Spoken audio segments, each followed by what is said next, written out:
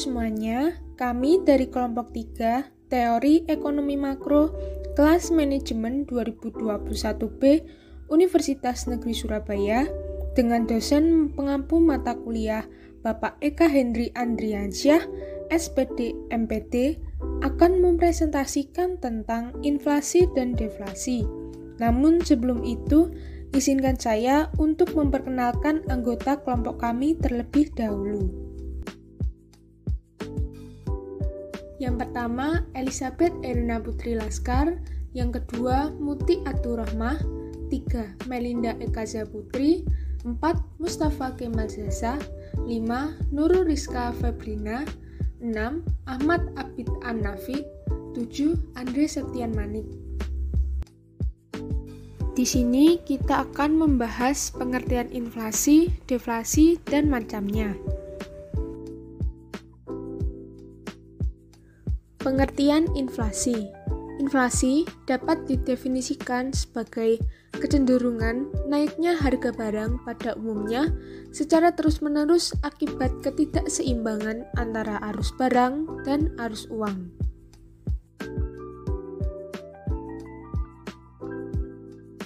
Inflasi dapat dibagi menjadi 3, yaitu berdasarkan asalnya, kedua berdasarkan penyebabnya, 3 berdasarkan besarnya cakupan pengaruh terhadap harga.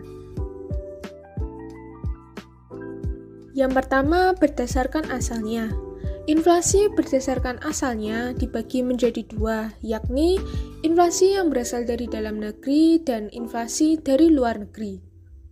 Inflasi yang berasal dari dalam negeri ketika terjadinya defisit anggaran belanja yang dibiayai dengan cara mencetak uang baru dan gagalnya pasar yang berakibat harga bahan makanan menjadi mahal. Selanjutnya, inflasi dari luar negeri adalah inflasi yang terjadi sebagai akibat naiknya harga barang impor akibat biaya produksi barang di luar negeri tinggi. Selanjutnya, macam-macam inflasi yang kedua yaitu inflasi berdasarkan penyebabnya. Inflasi berdasarkan penyebabnya dibagi menjadi 2, yaitu inflasi permintaan agregat atau demand pull inflation. Yang kedua adalah inflasi biaya atau cost push inflation. Inflasi permintaan agregat atau demand pull inflation disebabkan oleh adanya kenaikan permintaan total atau agregat demand, likuiditas atau uang atau alat tukar berlebih, sedangkan produksi berada pada keadaan kesempatan kerja penuh atau full employment. Selanjutnya, inflasi biaya atau cost push inflation terjadi karena adanya penurunan dalam penawaran total atau agregat supply, terjadi kurangnya produksi distribusi karena adanya kenaikan biaya produksi. Macam-macam inflasi yang ketiga yaitu inflasi berdasarkan besarnya cakupan pengaruh terhadap harga. Inflasi ini dibedakan menjadi 3, yaitu inflasi tertutup atau closed inflation, yang kedua inflasi terbuka atau open inflation, yang ketiga inflasi yang tidak terkendali atau hiperinflasi. Inflasi tertutup atau closed inflation jika kenaikan harga yang terjadi hanya berkaitan dengan satu atau dua barang tertentu.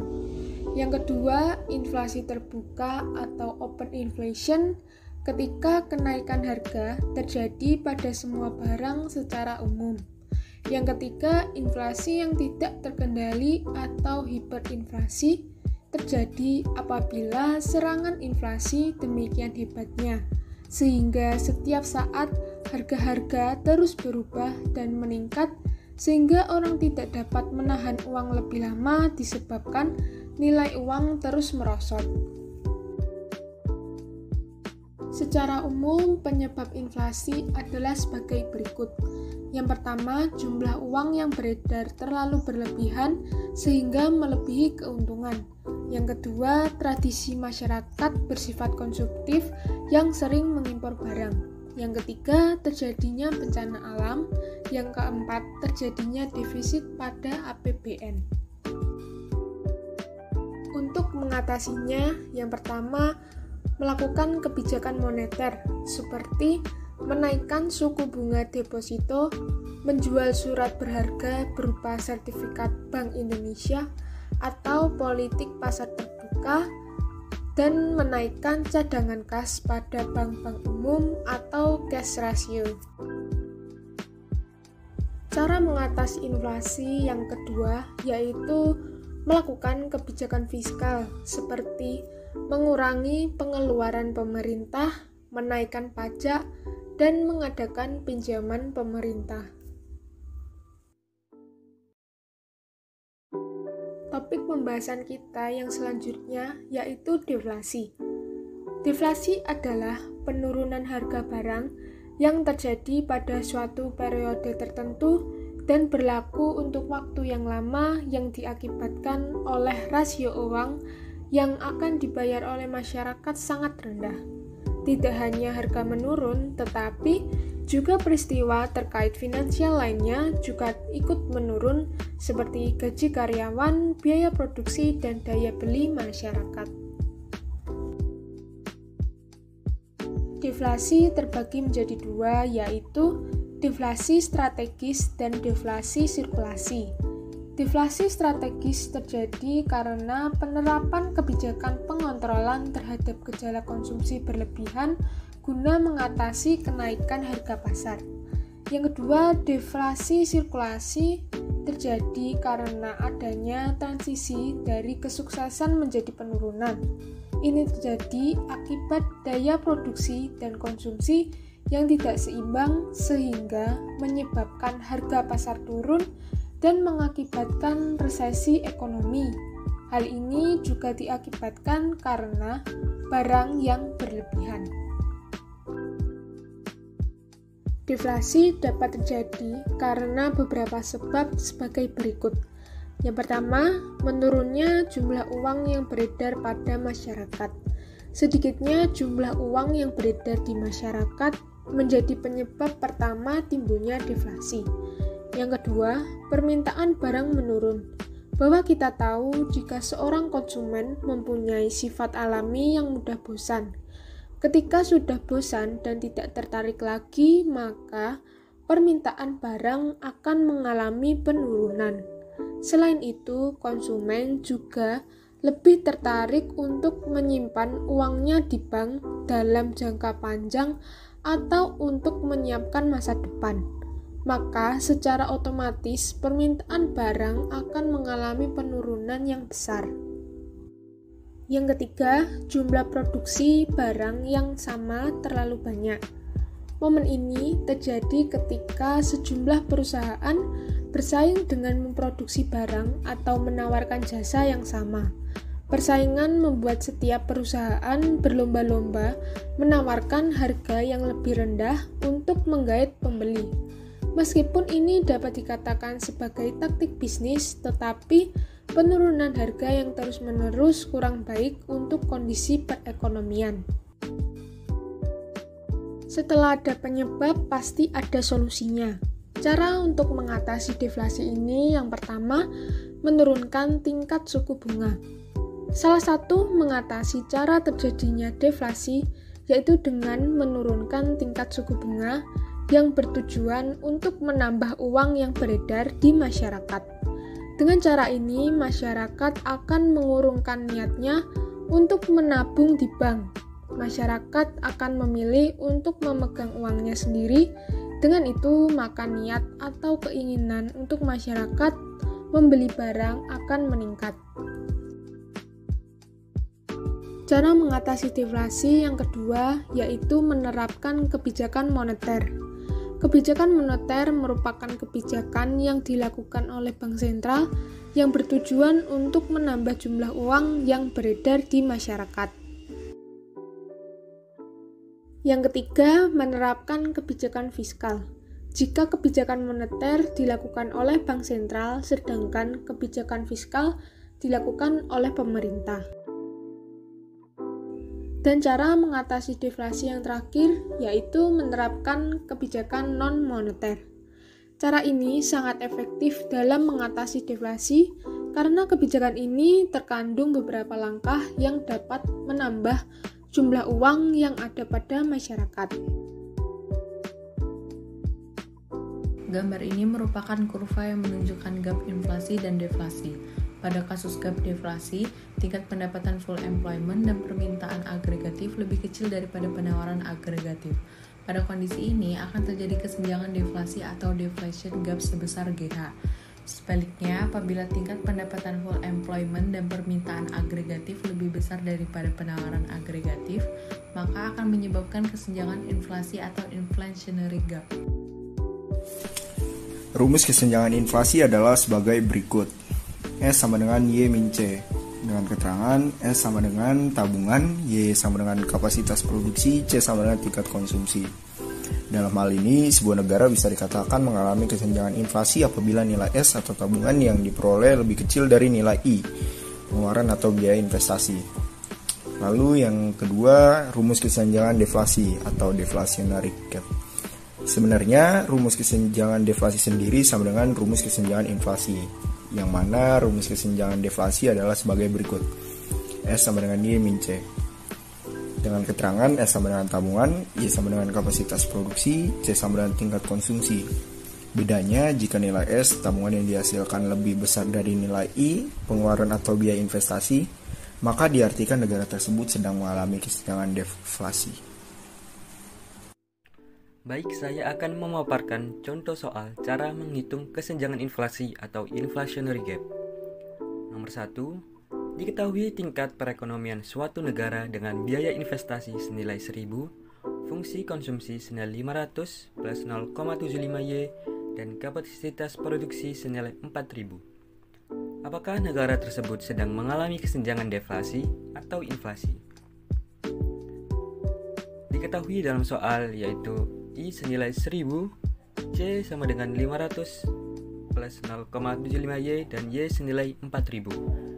Sehingga dengan menggunakan rumus sebelumnya yaitu S sama dengan Y min C, di mana S merupakan tabungan, Y merupakan kapasitas produksi, dan C yaitu fungsi konsumsi.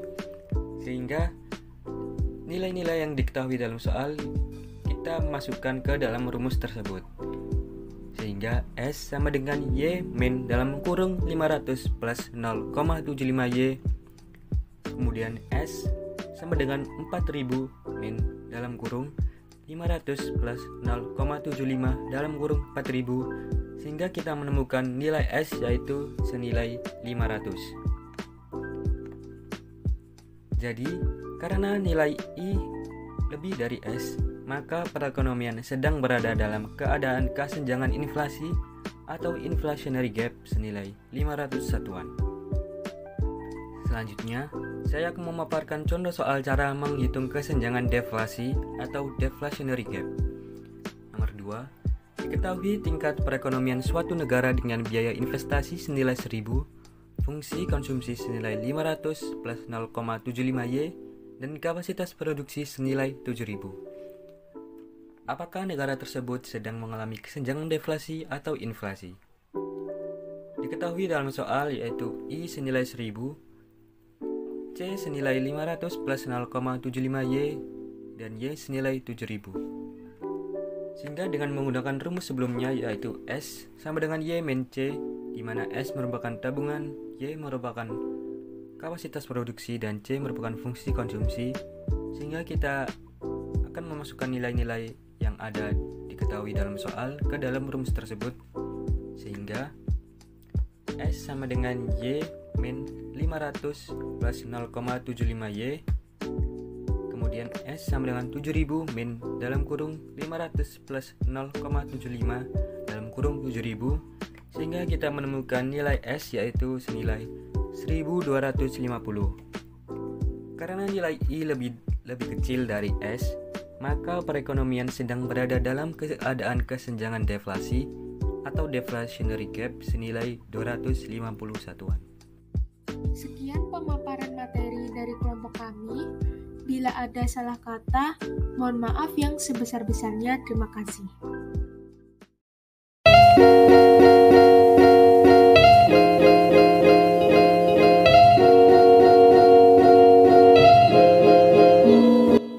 Halo teman-teman, dalam video kali ini saya bersama dengan rekan saya akan membahas mengenai cara mengatasi inflasi dan membahas tentang inflasi di Indonesia. Sebelumnya, kalian harus mengetahui apa itu gap inflasi dan gap deflasi. Gap inflasi adalah kondisi di mana permintaan barang dan jasa melebihi produksi karena faktor-faktor seperti tingkat pekerjaan yang lebih tinggi, peningkatan aktivitas perdagangan, dan peningkatan pengeluaran pemerintah. Hal tersebut dapat menyebabkan PDB real melebihi potensi PDB yang mengakibatkan kesenjangan inflasi. Gap inflasi terjadi karena peningkatan relatif dalam PDB real yang mengakibatkan meningkatkan konsumsinya sehingga mengakibatkan harga-harga mengalami kenaikan dalam jangka panjang. Berikut ini merupakan contoh kurva dari gap inflasi, di mana garis bergerak dari kanan bawah menuju ke kiri atas. Pergeseran kurva AE ke atas akan menyebabkan pendapatan nasional aktual berada di tingkat full employment, sehingga terjadi kesenjangan inflasi. Tingkat pendapatan full employment permintaan agregatif lebih besar daripada penawaran agregatif. Hal inilah yang menyebabkan terjadinya kesenjangan inflasi.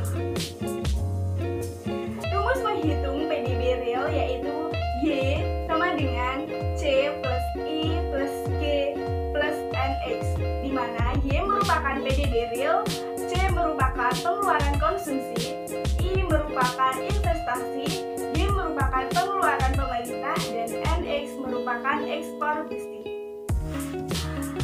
Selanjutnya kita akan membahas mengenai gap deflasi. Apa itu gap deflasi? Gap deflasi merupakan kondisi di mana ketika PDB real aktual berada di bawah output potensinya. Dalam kondisi ini, sumber daya ekonomi kurang dimanfaatkan dengan baik, sehingga menyebabkan tekanan ke bawah pada tingkat suku bunga atau disebut dengan kesenjangan resesi. Kesenjangan output dibagi menjadi dua. Yang pertama yaitu kesenjangan output negatif dan kesenjangan output positif. Kesenjangan output positif yaitu permintaan agregat dan penawaran agregat jangka pendek berpotongan di atas output potensial, sehingga mengacu pada kesenjangan inflasi. Sedangkan kesenjangan output negatif yaitu ketika keseimbangan jangka pendek di bawah output potensial atau disebut dengan kesenjangan deflasi. Terus ini merupakan contoh kurva dari gap deflasi. Pada kasus gap deflasi, tingkat pendapatan full employment dan permintaan agregatif lebih kecil daripada penawaran agregatif. Cara mengatasi inflasi dapat dilakukan dengan melalui 3 kebijakan. Yang pertama yaitu kebijakan fiskal dengan cara mengurangi pajak dan menambah pengeluaran pemerintah. Yang kedua yaitu melalui kebijakan moneter dengan cara menambah penawaran uang, mengurangi atau menurunkan suku bunga, dan menyediakan kredit khusus untuk sektor atau kegiatan tertentu. Yang terakhir yaitu melalui kebijakan segi penawaran dengan cara mendorong lebih banyak investasi, mengembangkan infrastruktur, meningkatkan efisiensi administrasi pemerintah, dan memberi subsidi atau mengurangi pajak perusahaan dan individu. Inflasi di Indonesia. Pada tahun 1998, angka inflasi di Indonesia cenderung meningkat pesat, mencapai lebih dari 75%, dan lebih parah dengan semakin besarnya persentase golongan masyarakat miskin. Sehingga bisa dikatakan bahwa meskipun angka inflasi di Indonesia termasuk dalam kategori tinggi, tetapi dengan meninjau persentase golongan masyarakat ekonomi bawah yang menderita akibat inflasi cukup besar, maka sebenarnya dapat dikatakan bahwa inflasi di Indonesia telah masuk dalam stadium awal dari hyperinflation. Sumber-sumber inflasi di Indonesia. Yang pertama, jumlah uang beredar. Sejak tahun 1976, persentase uang kartal yang beredar sebesar 48,5% lebih kecil daripada persentase jumlah uang viral yang beredar sebesar 51,3%. Semakin sulitnya proses pengendalian jumlah uang beredar di Indonesia akibatnya memberikan kecenderungan meningkatnya inflasi. Yang kedua, defisit anggaran belanja pemerintah. Seperti halnya yang umum terjadi pada negara berkembang, anggaran belanja pemerintah Indonesia pun sebenarnya mengalami defisit, meskipun Indonesia menganut prinsip anggaran berimbang.